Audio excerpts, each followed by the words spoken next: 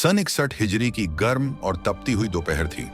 रेगिस्तान की धरती पर सूरज की किरणें आग बरसा रही थीं।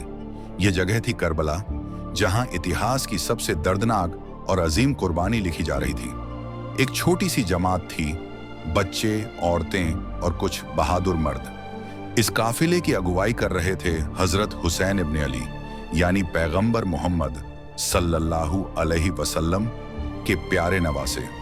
मुकाबले में खड़ी थी एक बड़ी फौज, चेहरे पर लोहे की झिरह, हाथ में तलवारें और आंखों में सियासत का जहर। ये यजीद की फौज थी, जिसने ताकत के नशे में इंसानियत को भी पीछे छोड़ दिया था। लेकिन हुसैन रज़ियल्लाहु अन्हु की आंखों में न खौफ था न शिकवा। उनके दिल में अल्लाह की मोहब्बत थी और जुल्म के खिलाफ खड़ा होने का संकल्प। कहानी की शुरुआत मदीना से होती है, जहां हुसैन रज़ियल्लाहु अन्हु ने यजीद की बैत करने से इनकार कर दिया था। यजीद चाहता था कि लोग उसे अपना खलीफा माने, लेकिन वह जुल्म और फसाद का रास्ता अपना चुका था। हुसैन जानते थे कि अगर उन्होंने उसकी बैत की तो सच्चाई हार जाएगी और इस्लाम की रूह कुचली जाएगी। उन्हें इराक के कूफा शहर से खत आए।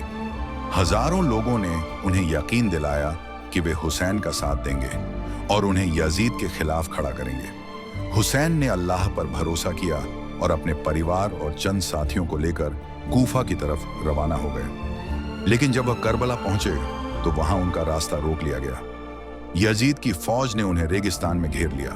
कोई हरकत न की जाए, न भागा जा सके, ऐसी सख्त घेराबंदी कर दी गई। सबसे बड़ा जुल्म तब हुआ जब हुसैन और उनके काफिले को पानी देना बंद कर दिया गया। 10 दिन तक वह काफिला प्यासा रहा।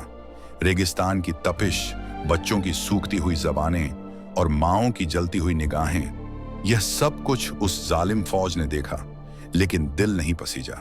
हुसैन रज़ियल्लाहु अन्हु ने समझाया, दलीलें दी, अमन की बात की, लेकिन जालिमों ने लड़ाई की ठान ली थी। 10 मुहर्रम की सुबह फज्र की नमाज के बाद हुसैन ने अपने साथियों को तैयार किया। उन्होंने अपने जवान बेटे अली अकबर को जंग के लिए भेजा, जो बहादुरी से लड़े और शहीद हो गए। फिर एक एक कर सारे साथी, भाई, भतीजे, यहां तक कि उनका 6 महीने का बेटा अली असगर भी शहीद हो गया।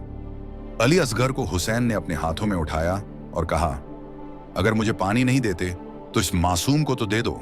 लेकिन जवाब में एक तीर आया जो अली असगर के नन्हे से गले को चीर गया। हुसैन कांपते हाथों से अपने बेटे को जमीन पर उतार लाए और खुदा से कहा, ऐ मेरे रब, तू गवाह रहना। आखिर में हुसैन अकेले रह गए, जख्मी बदन, प्यासे होंठ, लेकिन सीना तना हुआ। उन्होंने आखिरी बार नमाज पढ़ी और फिर मैदान में उतर गए। दुश्मनों ने मिलकर उन पर हमला किया, लेकिन हुसैन आखिरी सांस तक लड़ते रहे। जब वह गिर पड़े तो उन्हें बेरहमी से शहीद कर दिया गया। उनका सिर काटकर यजीद के दरबार में भेजा गया। औरतों और बच्चों को कैद कर लिया गया। यह सब कुछ इस्लाम के नाम पर नहीं, बल्कि सत्ता और घमंड के नाम पर किया गया था। करबला कोई साधारण लड़ाई नहीं थी, यह सच और झूठ के बीच की जंग थी। हुसैन ने अपने खून से दुनिया को दिखा दिया कि जुल्म के आगे झुकना हराम है। उन्होंने दिखाया कि इंसाफ और सच्चाई के लिए जान देना आसान है, मगर जालिम के हाथों में हाथ देना गुनाह है। करबला की कहानी रोने और मातम करने के लिए नहीं, बल्कि सीखने और जीने के लिए है।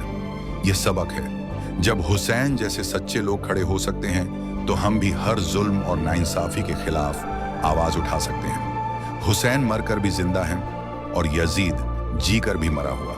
यही करबला की सच्ची कहानी है।